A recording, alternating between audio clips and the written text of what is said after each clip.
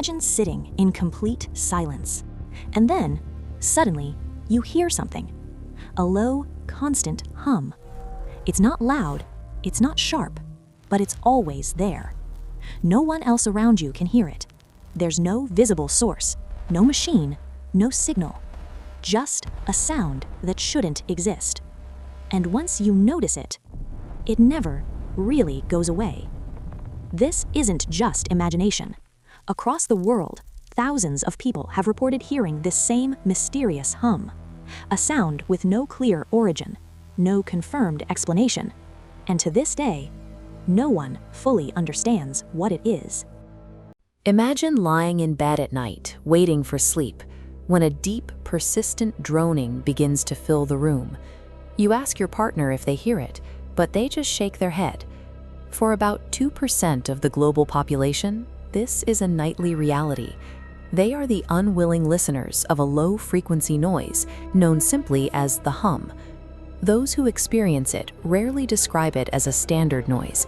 Instead, it manifests as a heavy, physical vibration.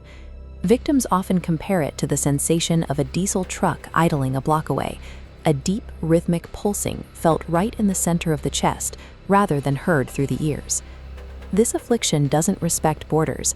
Complaints have surfaced in major cities, from Bristol, England to Sydney, Australia. But it gained its most intense scrutiny in the early 1990s in the quiet, high-desert town of Taos, New Mexico. Because the drone is imperceptible to the vast majority of people, those who hear it are immediately cut off from the world around them.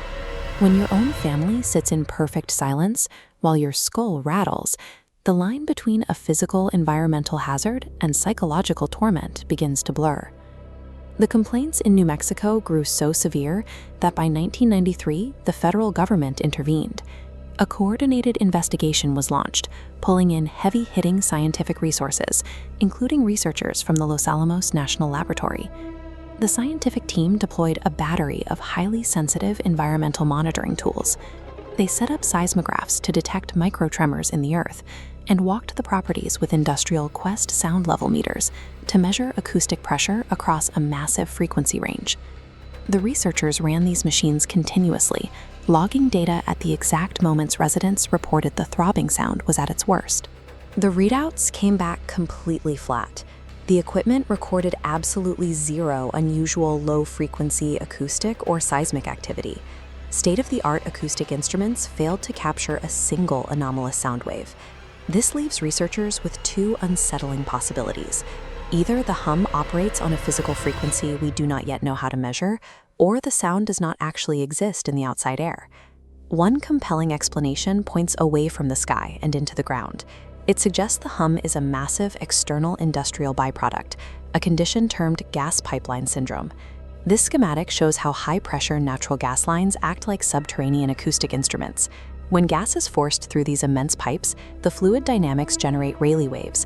These are acoustic surface waves that travel along the surface of solids, much like the ripples you see rolling across the top of a pond. Because these waves move through the Earth's crust rather than the air, they can travel for dozens of miles with very little energy loss. When they encounter a building's concrete foundation, they turn the structure itself into a giant speaker. The house vibrates from the ground up, explaining why microphones fail to pick up the source. This map of the western United States shows the paths of major high-pressure gas lines in black, overlaid with red dots representing independent reports of the hum. A clear geographical correlation emerges, with reports clustering precisely along the infrastructure routes. This map of the southeastern United States confirms the exact same pattern. From the panhandle of Florida up through Georgia, the highest concentrations of agonizing low-frequency noise complaints trace directly over the hazardous liquid and gas transmission lines. This national map shows the sheer density of hum reports across the entire country. The intensity of these complaints often spikes late at night. This timing aligns perfectly with an industry practice called line packing, where operators heavily compress extra gas into the pipelines for temporary storage. This maximizes internal pressure right when the surrounding environment is at its quietest. If this correlation proves causation, the rapidly expanding network of modern energy infrastructure is unknowingly subjecting millions of people to inescapable subterranean acoustic pollution. But the pipeline data leaves gaping holes in the narrative. Many desperate sufferers do not live anywhere near major gas infrastructure. Even more confusing, the pulsing drone frequently follows them when they travel hundreds of miles away from home. This points to a radically different, microscopic origin. German researcher Dr. Franz Frosch proposed that the hum is caused by spontaneous otoacoustic emissions, or SOAs. These are continuous sounds actively generated and emitted outward by the microscopic hair cells inside the human inner ear. Sufferers report highly specific quirks that support an internal origin. When exposed to certain external noises, the hum actively interacts with them, forming rhythmic auditory beats that wobble back and forth in their heads.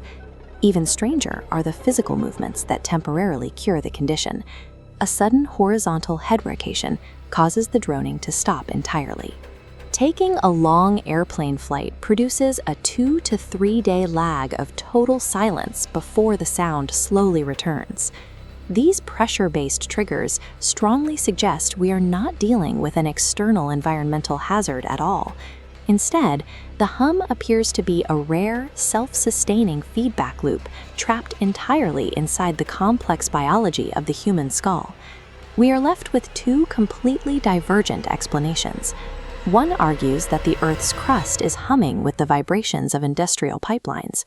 The other suggests the human ear is broadcasting its own phantom emissions. To this day, the scientific community remains firmly divided.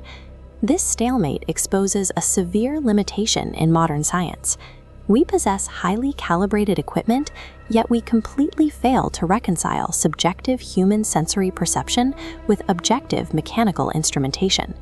Meanwhile, the psychological toll on the hearers continues to mount. They endure the throbbing exhaustion in total isolation. They seek help only to be routinely dismissed by doctors, neighbors, and spouses who stand right next to them and experience nothing but a perfectly silent room. Whether the hum is a symptom of an over-industrialized planet or a biological glitch firing off in the nervous system, it forces us to confront an unsettling reality. We cannot definitively trust our own senses or the silence of the spaces we live in. And this is just one of many mysteries we still don't fully understand. A sound that some people hear, but others never will.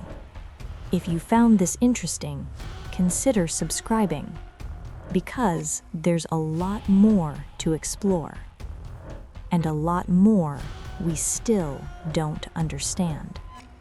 I'll see you in the next video.